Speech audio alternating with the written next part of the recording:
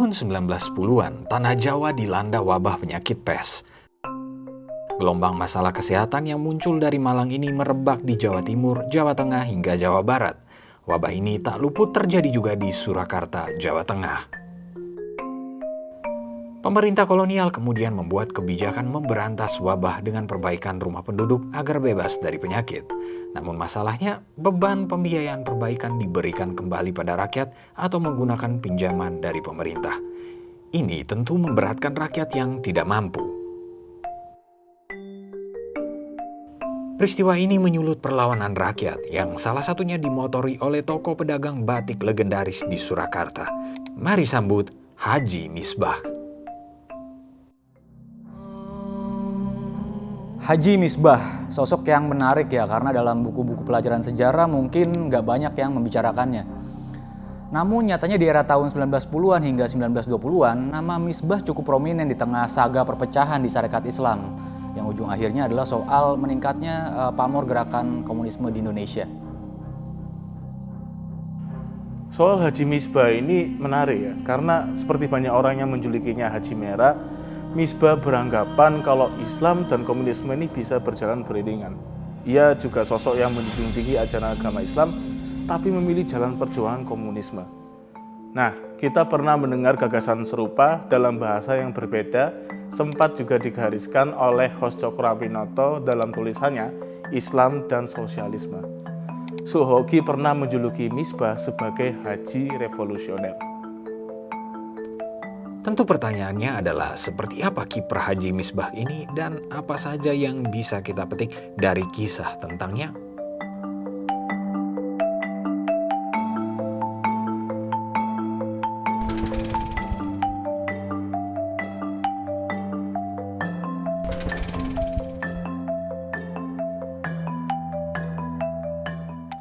Mengutip buku Takashi Shiraishi berjudul An Age in Motion, Haji Misbah dilahirkan pada tahun 1876 di Kauman, Surakarta dengan nama lengkap Muhammad Misbah. Ia adalah putra dari keluarga pedagang batik yang cukup berada. Saat kecil, ia kerap dipanggil dengan nama Ahmad. Nah, ketika menikah, Misbah mengganti namanya menjadi Darmo Diprono. Lalu setelah naik haji, ia mengganti namanya kembali menjadi Haji Muhammad Misbah. Pendidikan Misbah dihabiskan di pesantren ya, meski ayahnya Misbah sebetulnya bukan tokoh agama. Nah, kemudian Misbah sempat menuntut ilmu pengetahuan dasar di sekolah Bumi Putra bernama Ongkoloro selama 8 bulan.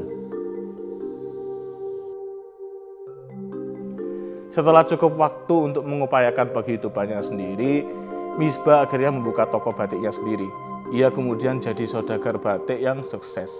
Tapi meski sukses, banyak sumber yang jelasin Misbah ini sebagai sosok yang ramah kepada siapa saja, termasuk rakyat miskin. Ini yang kemudian membuatnya makin tertarik dengan situasi pergerakan dan perjuangan di masa-masa itu yang memang berfokus pada nasib rakyat miskin. Ketika Serikat Islam lahir di Surakarta, Misbah sempat menjadi anggota. Ia kemudian lebih banyak aktif di Inlandse Journalistenbond yang merupakan organisasi jurnalis yang didirikan oleh Marco Kartodikromo, tokoh yang juga bergabung dengan Serikat Islam.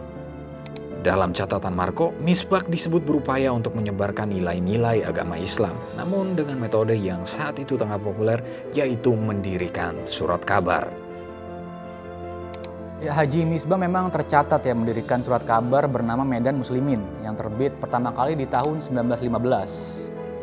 Dan Misbah juga aktif menulis dan memimpin koran Islam Bergerak yang didirikannya tahun 1917. Marco Kartodikromo mencatat Misbah sebagai sosok yang tak segan mengkritik orang-orang yang tidak membantu masyarakat di era penuh kesulitan itu. Nah, ada kisah menarik ketika sekitar bulan April tahun 1919. Misbah ngebikin karikatur di koran Islam Bergerak yang menyebut kapitalis Belanda suka menindas petani dengan kerja paksa, terus upah yang kecil, dan pajak yang sangat tinggi. Ia juga mencerca penguasa-penguasa feodal, termasuk Pakubuwono X yang terkenal lengket kepada Belanda. Retorika khas Haji Misbah ini kemudian berhasil menggerakkan aksi mogok petani di beberapa perkebunan Belanda tahun 1919. Nah, gara-gara sikapnya yang terlampau vokal ini, Misbah akhirnya dikejar-kejar sama pemerintah kolonial. Ia akhirnya dipenjara tahun 1920 atas tuduhan penistaan.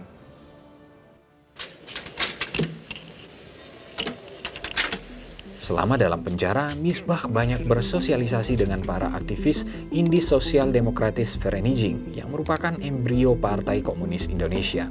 Dari dalam penjara, Misbah mulai mengenal Marxisme. Setelah terbebas dari penjara di tahun 1922, Misbah dan para pendukungnya berhasil mengambil alih kembali medan Muslimin dan Islam bergerak. Di sanalah ia dengan lantang menunjukkan sikap menentang kapitalisme. Nah, hubungan antara Misbah dengan Sarekat Islam menjadi tak harmonis ya. Ini akibat Misbah mulai menyerang organisasi-organisasi pembauran Islam seperti Muhammadiyah. Misbah juga tegas menyerang kapitalisme yang ia sebut sebagai kaum serakah yang menebar kezaliman dan kekejian. Dan dalam gagasan-gagasannya itu, ia juga mengaitkannya dengan ajaran agama ya untuk berperang melawan kezaliman dan kekejian. Berbekal pandangan yang kemudian populer dengan sebutan Islam komunis, sejak 1923 Misbah muncul sebagai propagandis PKI dan SI Merah yang efektif. Bahkan ia sempat naik podium untuk berorasi di dalam Kongres PKI di Bandung dan Sukabumi pada Maret 1923. Misbah berargumen sudah kewajiban seorang muslim untuk mengakui hak-hak manusia, sama halnya dengan program-program komunis. Nah, ada seorang haji yang terkagum-kagum mendengar pidato Misbah. Dia adalah Haji Datuk Batuah yang kemudian ngediriin Sarekat Rakyat di Padang sekitar November 1923. Pada Juni 1924, Haji Misbah kembali ditangkap pemerintah kolonial atas tuduhan agitasi di wilayah Surakarta. Ia lantas dibuang bersama keluarganya ke Penindi, Manokwari. Meskipun terasingkan, perjuangan Misbah belum berakhir. Di Manokwari, Misbah justru lebih banyak berinteraksi dengan suku-suku pendatang lain. Bersama-sama, mereka membentuk komunitas Islam dan mendirikan masjid untuk beribadah. Ya, selain itu Misbah juga masih berjuang ya mengungkapkan pemikiran-pemikirannya melalui beberapa surat kabar di Pulau Jawa yang pernah diampunya. Selama dalam pembuangan, Misbah berteman dengan Haji Muhammad Abu Qasim, pemilik perusahaan jasa pengiriman dari Ambon ke Manokwari. Nah, melalui Abu Salim, Misbah disebut mengirimkan tulisan-tulisannya itu untuk diterbitkan. Haji Misbah meninggal pada 24 Mei 1926 di Manokwari.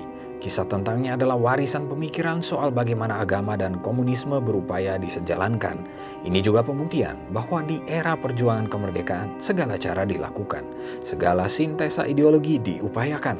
Tujuannya agar membawa bangsa ini ke arah kemerdekaan.